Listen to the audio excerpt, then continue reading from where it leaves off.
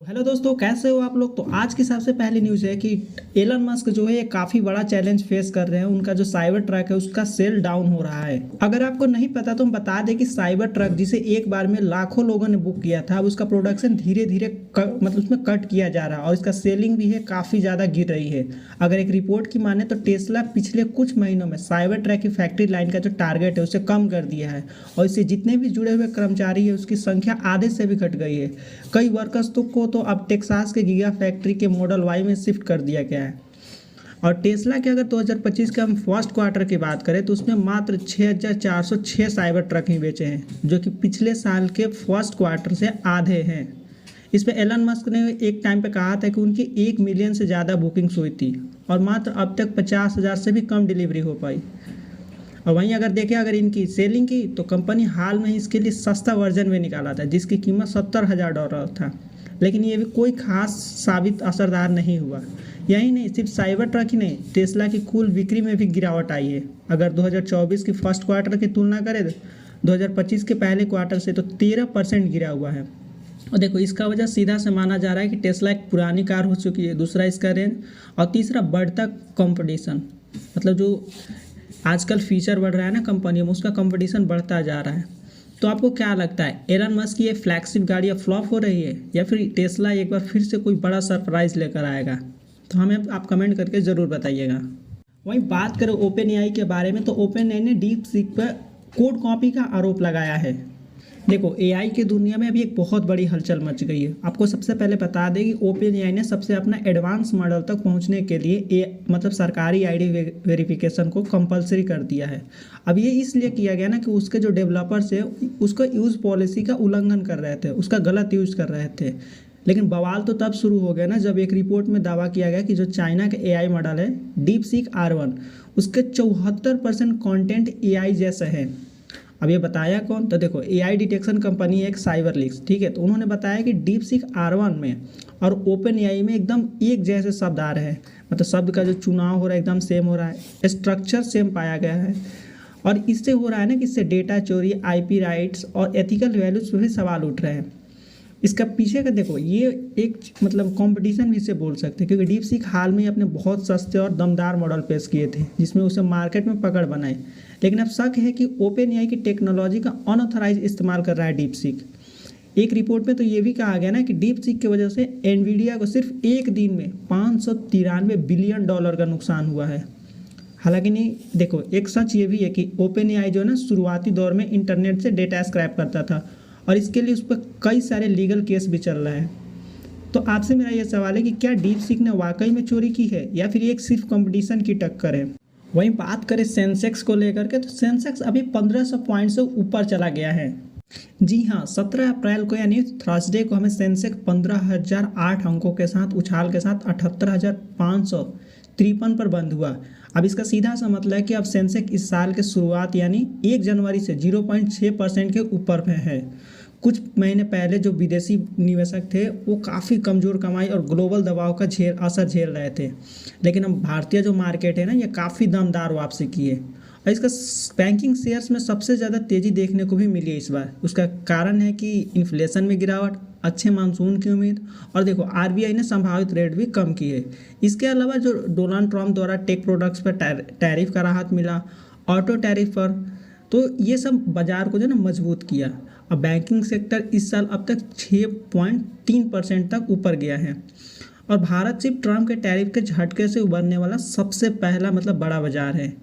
बल्कि अब जो विदेशी निवेशक हैं एफएफएल्स, अब उनकी भी वापसी हो रही है। अगर आप पिछले 3 एफएफएल्स देखोगे ना उनके ट्रेंड्स, तो 6,065 करोड़ का रहा पहला, दूसरा रहा 3,936 करोड़ का और तीसरा रहा 4,467 करोड़ का, जो कि नेट खरीदारी है। अब देखो, अभी का जो टाइम है ना वो विशेषज्ञ ये कह रहे हैं ना कि बाजार पहले ही काफ़ी गिर चुका था, लेकिन अब पहले जैसा माहौल सुधरने लगा है। शॉर्ट कवरिंग और नए निवेश जो है उसको तेज़ी से हवा मिल रही है और आ रहे हैं। अगर दूसरे देश का हाल अगर आप देखेंगे तो एशिया 9% के साथ, साउथ कोरिया 2.9% के साथ और चीन 0.5% के साथ ऊपर है। लेकिन अभी भी अमेरिका का, जापान, यूके, फ्रांस अभी भी दबाव में है। तो आपको क्या लगता है दोस्तों, ये तेज़ी बरकरार रहेगी? वहीं बात करें नेटफ्लिक्स के बारे में, तो नेटफ्लिक्स ने इस क्वार्टर में काफ़ी अच्छा प्रॉफिट गेन किया है, लेकिन वो अपने यूज़र का जो डाटा है, मतलब उनके कितने यूज़र से, ये रिवील नहीं किया है। देखो, आपको तो सबसे पहले बता दें कि जो नेटफ्लिक्स है ना, वो दुनिया की सबसे बड़ी ऑनलाइन टीवी नेटवर्क कंपनी है, जिन्होंने 2024 के फर्स्ट क्वार्टर में ऐसा प्रॉफिट बनाया ना, जिसे वॉल स्ट्रीट के भी अनुमान तोड़ दिए। देखो, नेटफ्लिक्स का अगर आप प्रॉफिट देखोगे तो 25% से बढ़ करके 6.61%, मतलब वो $6 प्रति शेयर पहुंच गया, जबकि अनुमान था कि ये सिर्फ $5.68 रहेगा। कंपनी के बिक्री भी, जो उसका सेलिंग है, 13% से बढ़ करके $10.5 बिलियन हो गया है, जो कि ये तो उम्मीद था कि इतना जाएगा। लेकिन इस बार खास बात ये रही ना कि नेटफ्लिक्स ने पहली बार ये नहीं बताया कि उसने कितने नए कस्टमर को अपने साथ जोड़े हैं। अब कंपनी ये चाहती है ना कि इन्वेस्टर्स जो है प्रॉफिट, सेल्स जैसे आंकड़ों के साथ उसके सफलता को जज करें। अगर ऑपरेटिंग इनकम की बात करें तो ये 27% से बढ़ करके $3.3 बिलियन हो गया है, और ऑपरेटिंग मार्जिन की बात करें तो 31.7% रहा है, जो कि खुद नेटफ्लिक्स से भी उम्मीद से ज़्यादा है। इसके बाद नेटफ्लिक्स का शेयर जो है 2.2% से बढ़े और $934.31 तक पहुंच गया, जबकि इस साल के बाकी इंटरटेनमेंट कंपनी जो है संघर्ष कर रही है। सिर्फ नेटफ्लिक्स का ही एक स्टॉक है ना, जो 9.2% के साथ ऊपर गया है। अब देखो, नेटफ्लिक्स अब पहले की तरह कैश नहीं जला रहा है, बल्कि अब कंपनियों को बिलियंस में प्रॉफिट और फ्री कैश फ्लो बना रहे हैं। कंपनी अगले क्वार्टर में भी 11 बिलियन का सेल किया था, और इनका शेयर जो है 7.03% का अर्निंग कर रहा है, जो कि वॉल स्ट्रीट के उम्मीद से बेहतर है।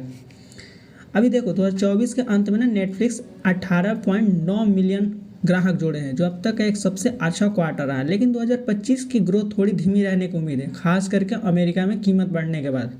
अब नेटफ्लिक्स का स्ट्रेटजी है जो अभी ग्राहक है उनसे ज़्यादा कमाई करना, ऐड बेचना, दाम बढ़ाना।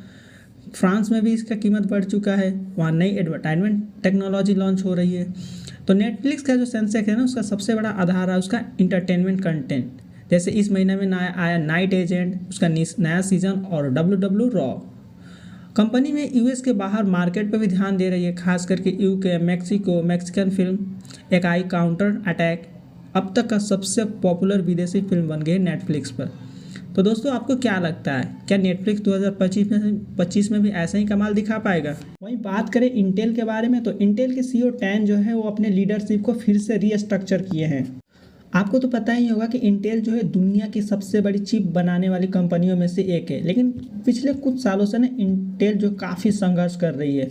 अब इसके नए जो CEO 1 महीना पहले ही बने हैं, जिनका नाम लिप-बू टैन है, उन्होंने कमाल संभालते ही कंपनी का जो लीडरशिप था ना, उसको फ्लैट स्ट्रक्चर में बदल दिया। मतलब कोई भी टेक्निकल टीम सीधे CEO को रिपोर्ट करेगी। पहले क्या था ना, मैनेजमेंट के कई लेयर्स होकर गुजरती थी, जिससे काफ़ी ज़्यादा दिक्कत होता था फैसले लेने में। अब इनका ये कहना है ना टैन का, इससे होगा कि इंजीनियरिंग पे फोकस बढ़ेगा, फैसले जो है तेज़ी से लिए जाएंगे और आइडियाज़ पे फोकस किया जाएगा।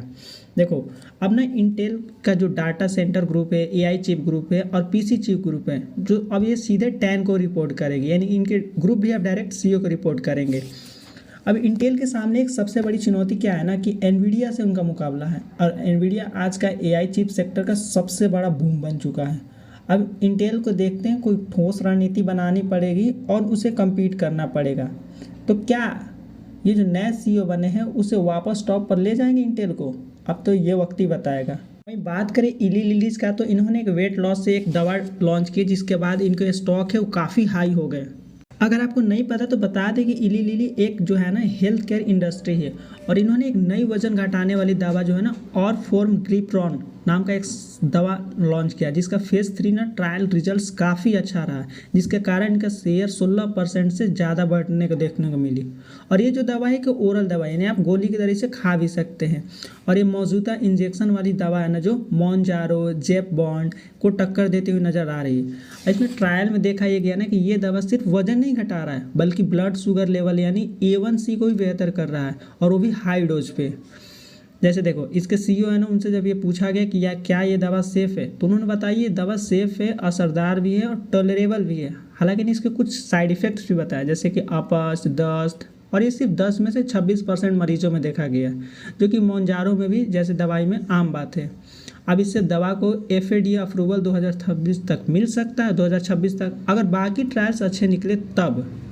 अब इस खबर के वजन घटाने वाले मार्केट में हलचल मच गई है और इस वजह से इली लिली का जो टक्कर की कंपनियां है ना, नोवो नॉर्डिक्स, उसके शेयर भाई साहब गिर गए 7% के। साथ ही फाइजर कंपनी है जो अपनी ओरल दवा का ट्रायल रोक दिया क्योंकि एक मरीज की लीवर इंजरी हो गई। तो फिलहाल के टाइम पे जो इन्वेस्टर्स है वो इली लिली पे भरोसा जता रहे हैं और यही कंपनी हेल्थ केयर इंडस्ट्री में सबसे तेज़ी से बढ़ते नजर आ रही है। तो आज के लिए बस इतना ही बिजनेस न्यूज़। आपको वीडियो कैसा लगा हमें कमेंट करके ज़रूर बताइएगा और वीडियो अच्छी लगे तो वीडियो को लाइक कीजिएगा, चैनल को सब्सक्राइब जरूर कीजिएगा। चलिए मिलते हैं नेक्स्ट वीडियो में, तब तक के लिए जय हिंद दोस्तों।